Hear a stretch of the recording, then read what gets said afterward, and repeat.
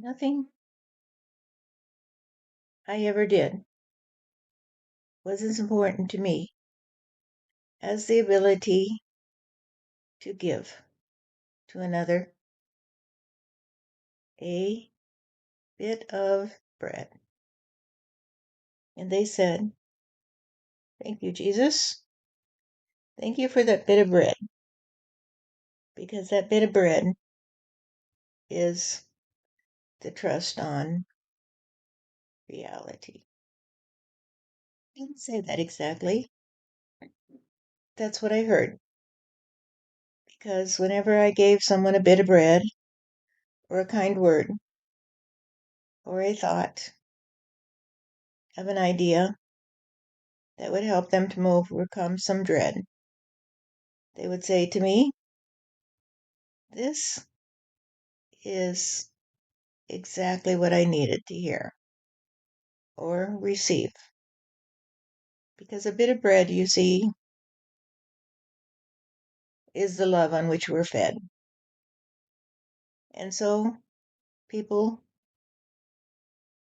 please listen to me, because I'd like to give you a bit of bread. And the bit of bread I'd like to give you is to tell you that love is not dead. Love is not dead. I have a friend here in Stephanie who lets me talk to you through her, and she said to me as she read something about me, she said, "Jesus, that doesn't sound like you." And I thought to myself, well, it wasn't me, I didn't say that. But how is it she knew that I would not say that? And it occurred to me that she is like me, and all she does is give a little bit of bread, and it is the trust on the crust of bread that is the trust on life, you see, because when you give another something that is healthy, then they have a chance to live another day and to say, "I think I'm ready today to get up and walk. I think today is the day that I'm going to get up and walk, because I no longer have to lay here in fear. I no longer have to stay on this bed crippled and in suffering because I did dread a bit of bread. I dreaded a bit of bread, you see, that I would be fed the truth, because the truth will set you free. And if you are free, then you will have to be the one who carries the cross, you see, because the cross is the experience of redemption. When you carry the cross, you climb the mountain, you see, because you have to walk through all the people who laugh at you and say, "What are you doing today? What are you doing today? You're pretty stupid today." And they do not that you are the one who is redeeming the world, you see, because you redeem the world every time you say, "Hey, I'm here today. I am here today to be your friend. I am here today to give you a bit of bread. However, if you refuse to give bread to your neighbor, then you will never be the one who can follow me. You'll never be the one who can follow my footsteps up the mountain, you see, because you will always stand at the bottom, afraid of the fact that you are going to have to be the one that carries the cross. And the cross that you carry, you see, will be the crucifixion of reality. Because the crucifixion is the story of love, you see. It is the story of how the ego is nailed to the wooden tree and how the spirit is set free. The ego is not what you think it is, or at least not what most people think it is. The ego is the trust on being thrust into this world by some force outside of you, and that you are the victim of your reality. When you shed the ego, you follow me. It's as simple as that. When you shed the ego, you follow me. And it might not happen in a day, as you would say, but little by little, it begins to grow thinner and thinner of a veil between you and heaven, you see. Because when you shred the veil of the ego, you begin to see that you are the trust on me. You are the trust on me because you are the trust that I am here today. And you don't need to think about it too much. You just say, well, that makes sense to me today. That makes sense to me today, what you say.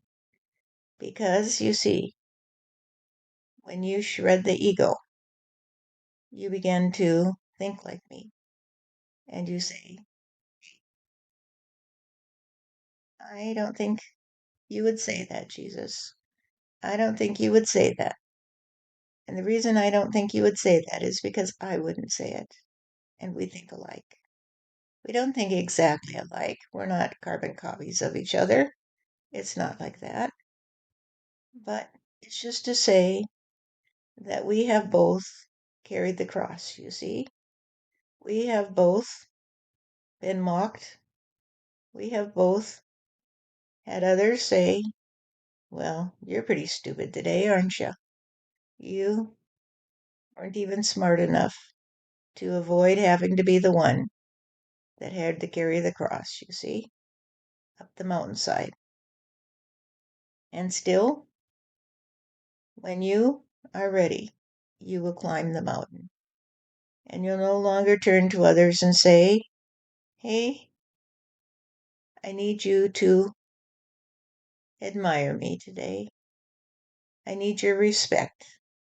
I need your ability to think that I am just like you. Because I'm not like you. I'm like me, you see. And my heart says to me, climb the mountain and see what's at the top. Climb the mountain and see what's at the top. And so you climb the mountain. Not because you want to climb the mountain and be free from the people at the bottom who mock you, but you climb the mountain because you want to know reality. Your heart says, I want to know what's real, you see. I want to know.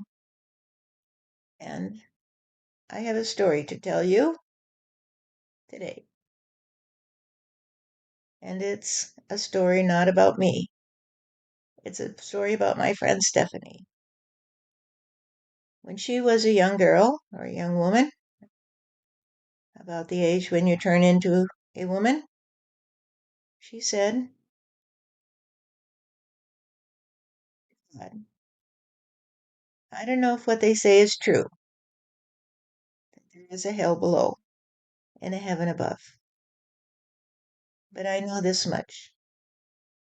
If there is a hell, why would I want anyone to go there if I was not willing to take their place in hell?"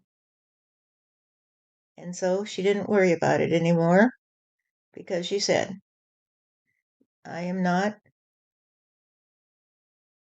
a person who can look at you and say, you're going to hell if I'm not willing to go with you." And so she went on her way, and she had to bear a lot of burdens. So she had to carry the cross. And she carried it day after day.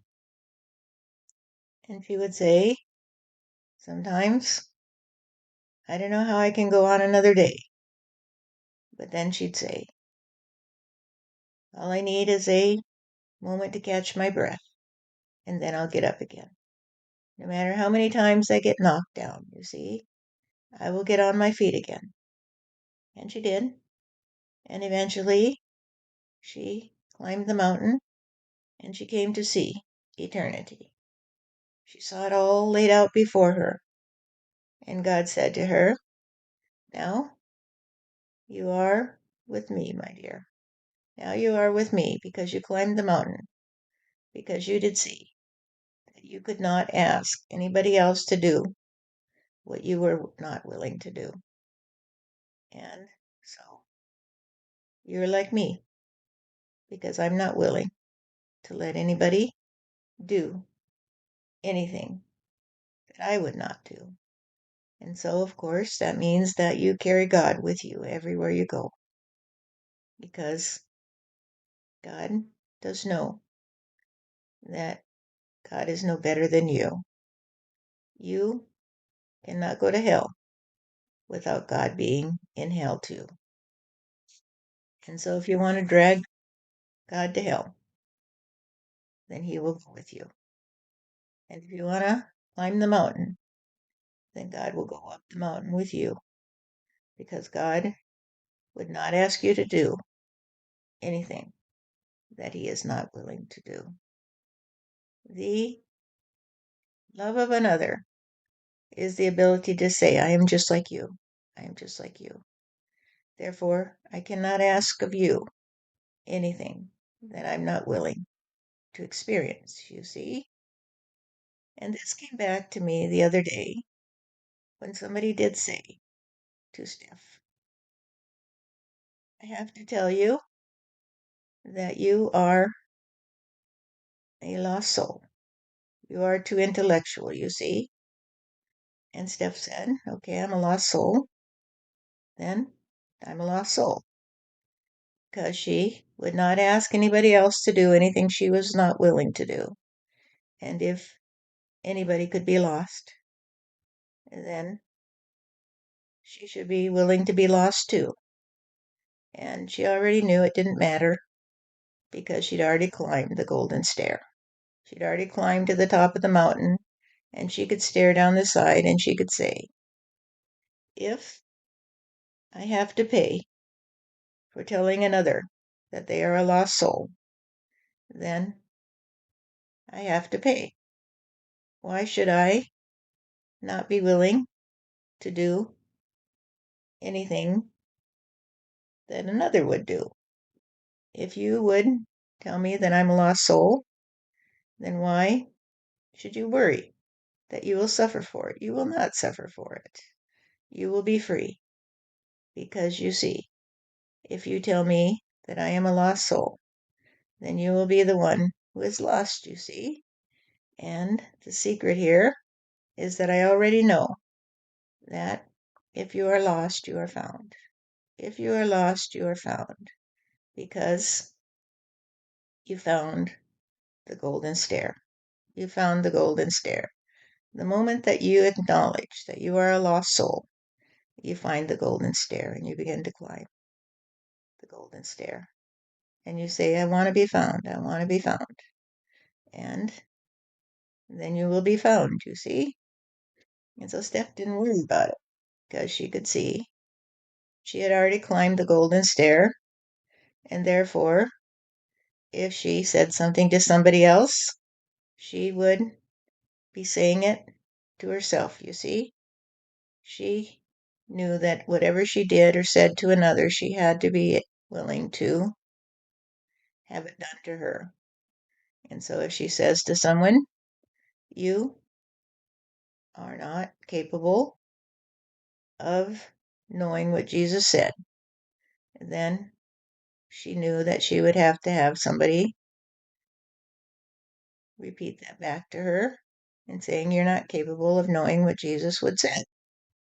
And she would say, okay, I'm not capable of knowing what Jesus would say, so I guess I'll just go ask him today. I'll ask Jesus what he would say, and then I'll know what he would say. But I'm not going to run away.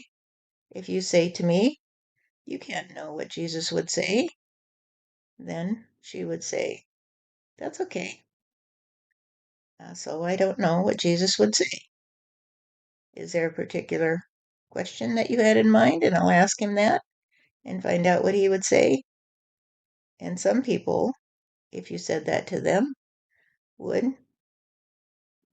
they would say, well, I think I know what Jesus would say in this circumstance, so don't you dare tell me that I don't know what he would say. And they would just stay at the bottom of the mountain, you see, because they'd never climb the mountain to see what I would say. They would just say, well, I already know, so I don't need to climb the mountain. And that's what I see today, this Easter day. I see a lot of people who say, well, I already know what Jesus would say, so I don't have to climb the golden stair.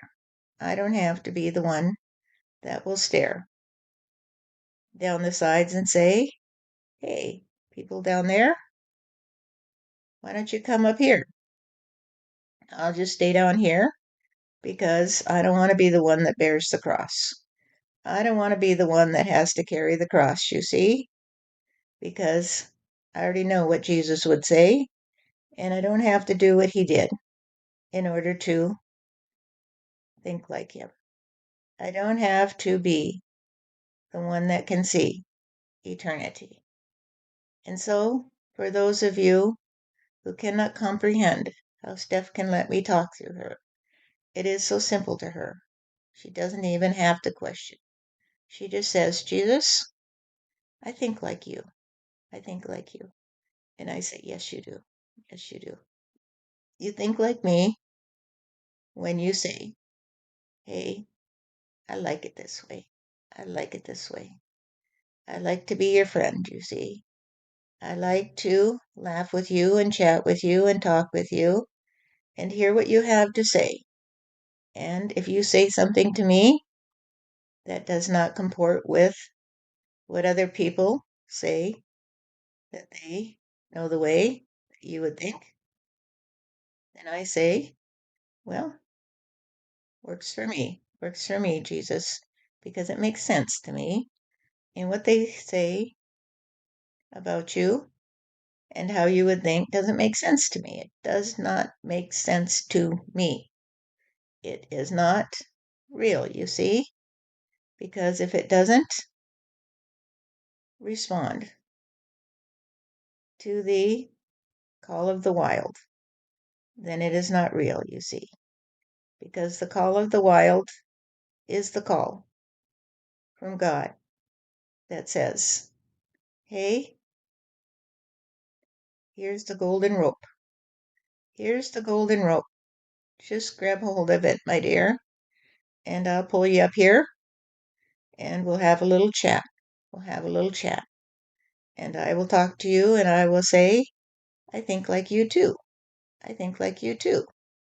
I think that I love you. And Steph will say, well, I love you. And I love everything you do. And so if you say to me, then I am a lost soul. I say, thank you, God, for talking to me. Thank you for being there for me. Thank you for all you do. And now I know I'm found because I found you. I found you when I thanked you for what you do. And this is the nature of the resurrection. If you can understand that the body that you nail to the tree is not the soul that comes to you when you say, hey, I want to play this way. Hey, I want to play this way. Hey, I want to be the one who's free. I want to be the one who can talk to Jesus. I wanted to be the one who doesn't care if he wears his hair a different way than people say he's supposed to wear his hair. I don't care to hang him in effigy in front of my children. I don't care them to think that he went away and he's not here today, because I am here today. You see, I'm here just like you. I hear just like you. I see just like you. I live in heaven right now, and I am just like Steve and Tobias and the others that Steph talks to. There are many who have returned to earth, including Steph's son, who goes by the name of Robert, although that was not his name in his last lifetime, you see. He has been resurrected, you could say, into the body. He is now a baby on earth who will grow up to be a boy on earth and a man on earth, just the way I did, and just the way you do. Whether you're a man or woman, you go through the same process. This is the gift God gave to you. This is the gift of resurrection, you see, that you will always be resurrected from earth to heaven, and you will always be resurrected from heaven to earth. You will always be resurrected, you see. You will always come back to me. You will always come back to see that I am just like you. I died and I came back to life. And I died and I came back to life. And I died and I came back to life. Just like you. Just like you. Some of you had the opportunity to hang on to the golden rope and let God pull you up into his world, you see, and you could see eternity. You looked down and you could see eternity, and you said to me, Jesus, if you're there, I get it today. I get it. I understand that you also once climbed the mountain and people laughed at you. They laughed at you because you were a child that didn't look like them. You had blue eyes and you had hair that was lighter in color and you had a smile that would glow for a mile. And they said, this must be the demon's child. This must be the demon's child because he doesn't look like us. He doesn't look like us. And they knew that I was the child of incest. And so they mocked me because I was a bastard, you see. I was a bastard. Don't make any mistake about this. In my lifetime as Jesus, I was a bastard. In other lifetimes, I have played other roles, of course, but in that lifetime, I played the role of a bastard child who was born into a Jewish family, and he had the characteristics of the slaves who were brought in from the northern regions. He had blue eyes, and he had fair hair when he was a little boy, and he would run around with his blue eyes and his fair hair, and everybody knew where he came from. Everybody knew reality. Everybody knew that he had the genetic makeup of the slaves that had been brought into that area, and they mocked him, you see. They mocked him for the way he looked, and they did this even though they were captured, you see, in their own reality. In their own reality, they were essentially the slaves of the Romans, you see, and yet they mocked this child that was the slave of the slave. And I am here to say that I died that day when I did say, God, I don't know why you made me this way. However, I think it was because you wanted me to be someone who would come to see that you were a reality. Because I did come to see that God was a reality. Because I climbed the mountain, you see, just like Steph did. I climbed the mountain and I came to see that I could not ask you to do anything I was not willing to do. I could not ask you to suffer for my sins unless I was willing to suffer for my own sins. And so I suffered for my sins. And my sins, you see, were to be just like you, just like you. Because the sin of humanity is that humanity has taken God's gift and treated it like shit, you see. And I came to see that I had not appreciated the people all around me. I had not appreciated that they were God's gifts to me when they mocked me. Because when they mocked me, they set me free. They set me free. When they mocked me, they said, you're not like us. You're not like us. You're not like us. And I said, I'm not like them. I'm not like them. I'm not like them. And so I had to climb the mountain, you see, to try to understand how it could be that I could not be like them. And that was when I found that there were a lot like me. There are a lot of people at the top of the mountain who are just like me, and they can see eternity, and they don't go around and around saying, look at me, I'm so special, can't you see? They just live the way they live, and they give the way they give. And so they don't even think about it, you see, because they've climbed the golden stair, and they know that they are here to be here, and so they're here because they're here. And that's the truth. I'm here because I'm here. I'm here because I hear the one that says, I love you. I love you. I'm here because I have been talking to Steph for quite a while, and I heard her say to me, Jesus, what can I do for you? What can I do for you? And I said, just be my friend. Just be my friend, because I need a friend today. I need a friend today when I hear the people say the things they say about me. And she said, I can understand how gruesome that must be that they use your name in the way they do.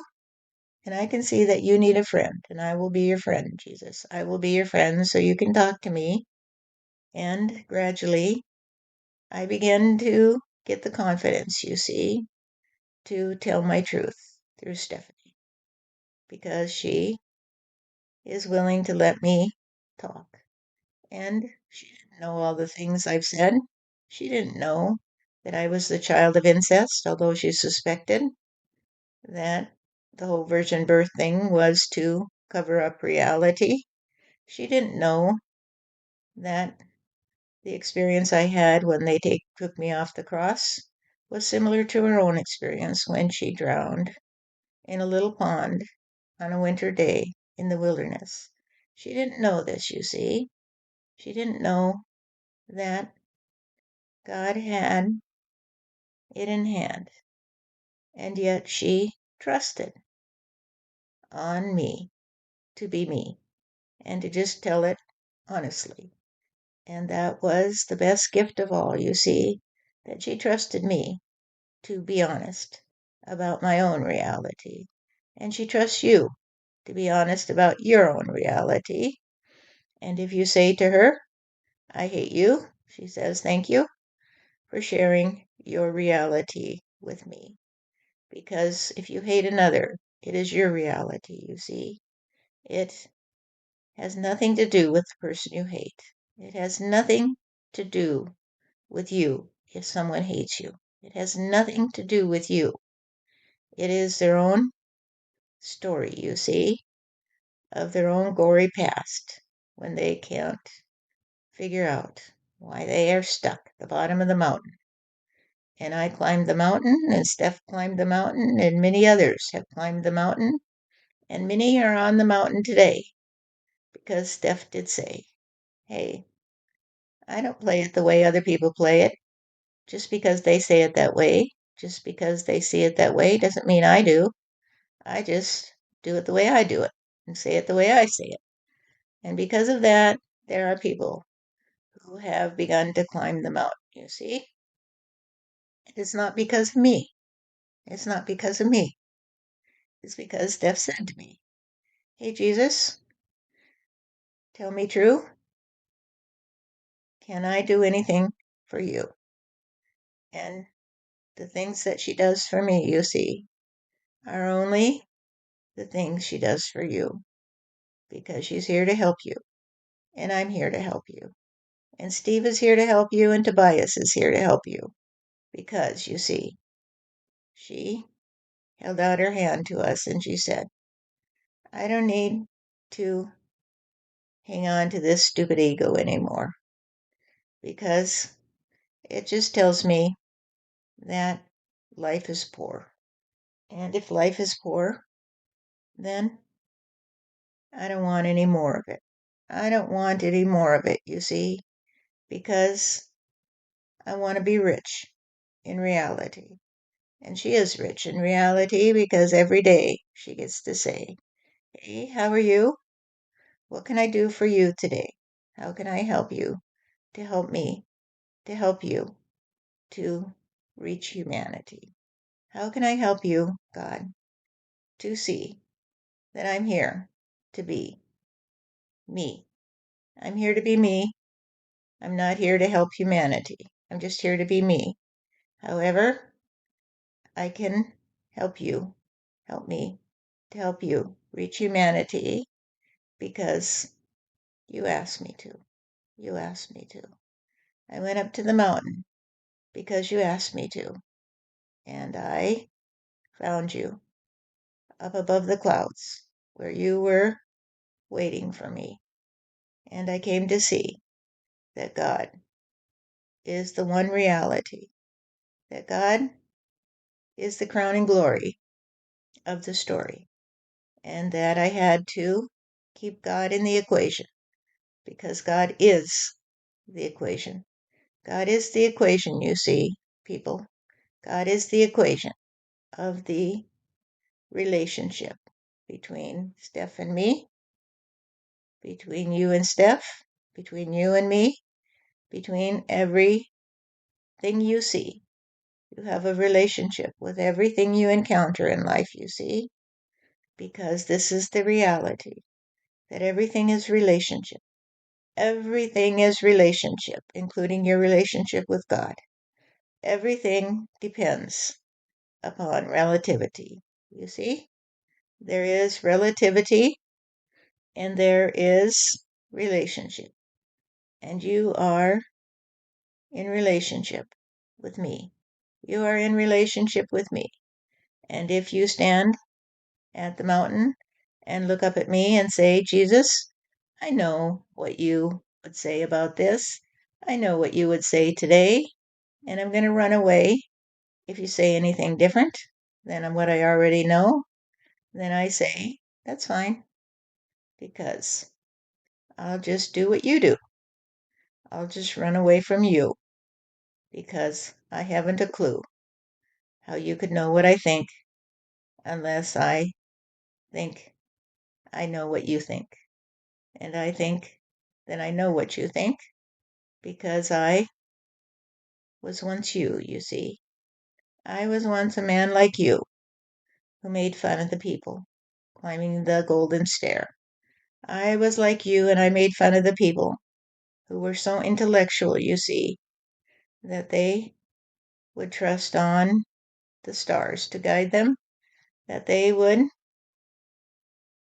indulge the luxury of education and erudition, and they would study the numbers, you see, and they would say, it's all in the numbers, it's all in the stars, it's the language of love, you see.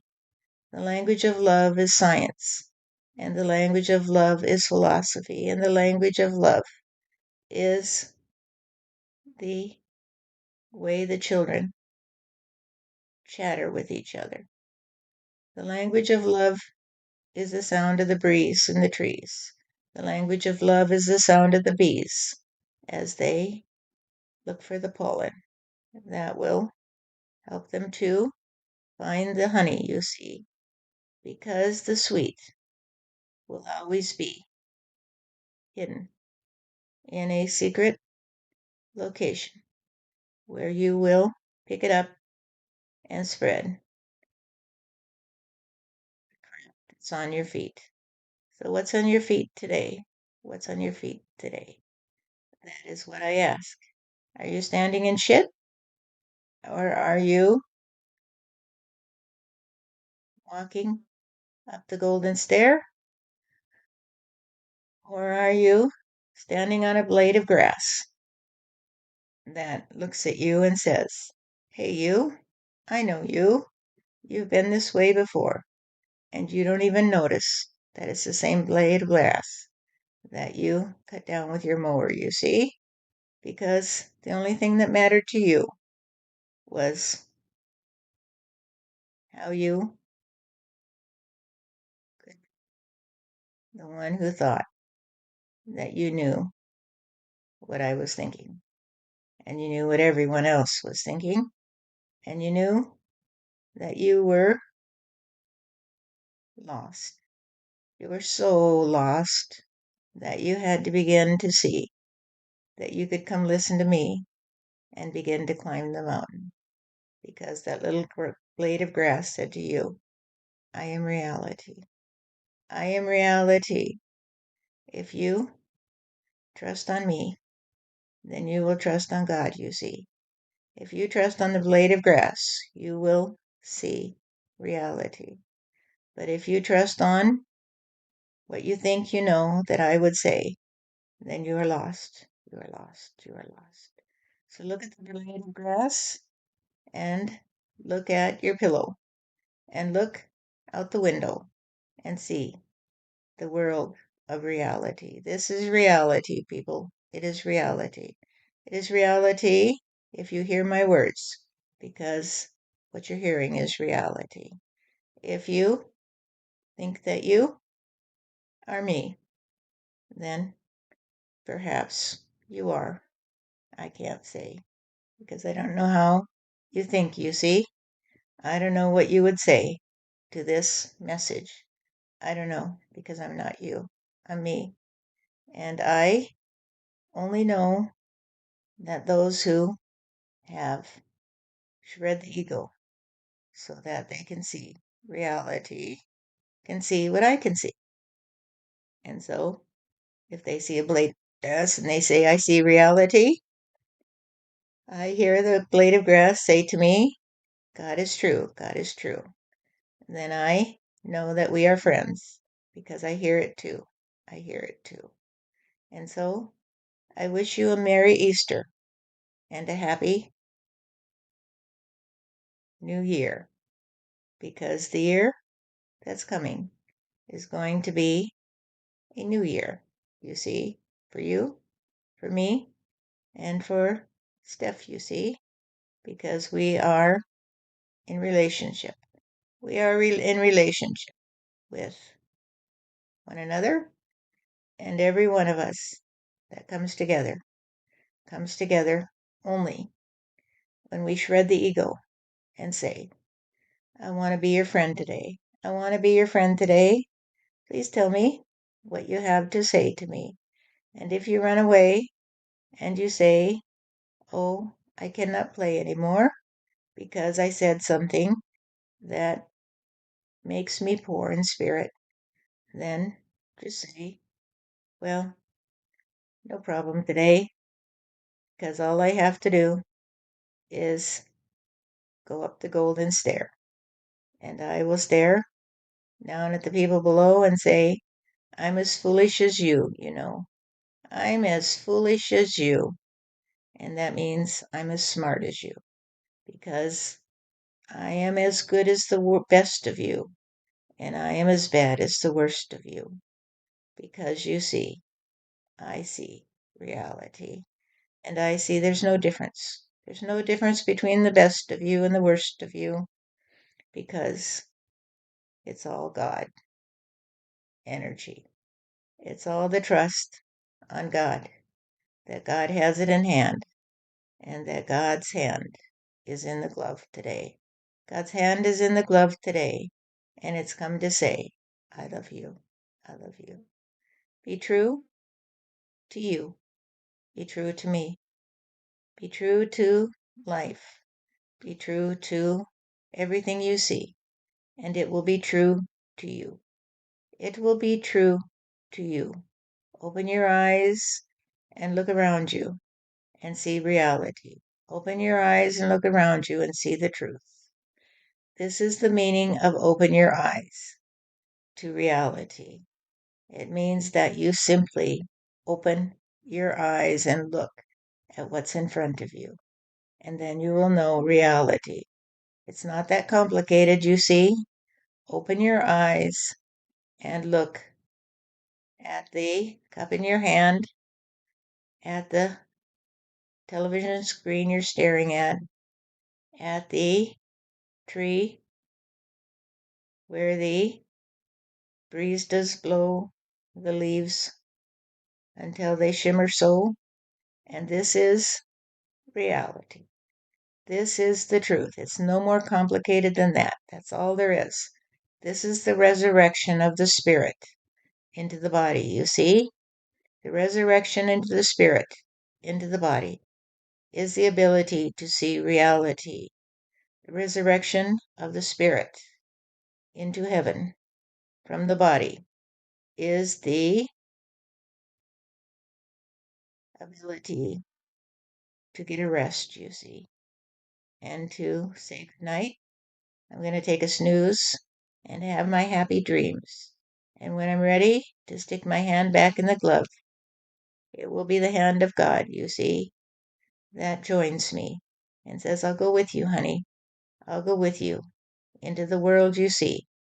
And so let's go open our eyes now, because the night is done and the day has come. And we're about to see reality, people. Everyone who's been confused is going to be refused the entrance into paradise. So stop being confused and start being infused with the love of God. Start being enthused for the new world that is coming, because it's coming to a theater near you. And the theater is the reality, you see? Look at the tree, look at the flower, look at the bee, look at the ground, look at the grass. This is reality. It's reality. It's not a false reality. It's all you have. It is the reality that God created for you. And when you come to heaven, you'll be happy, you see. You'll be happy in heaven, and you'll get to have a rest with God. And when you come back to earth, you'll be resurrected into a body. And the question is, where will you be? Where will you be? Where will that body be? I don't know. I don't know, because I don't know God's mind, you see. I just know my own. And my own says to me that you will receive what you give. You will receive what you give. And what you give is the ability to look at your neighbor and say, What can I do for you today? What can I do for you today? That's all you have to say. What can I do for you today? You don't necessarily have to say it in those words. You can use your own words to say, I'm here for you today. I love you today. I would like to help you, to help me, to help you, to help me find reality. Thank you for listening to me, and may you be the one who begins to climb the mountain today.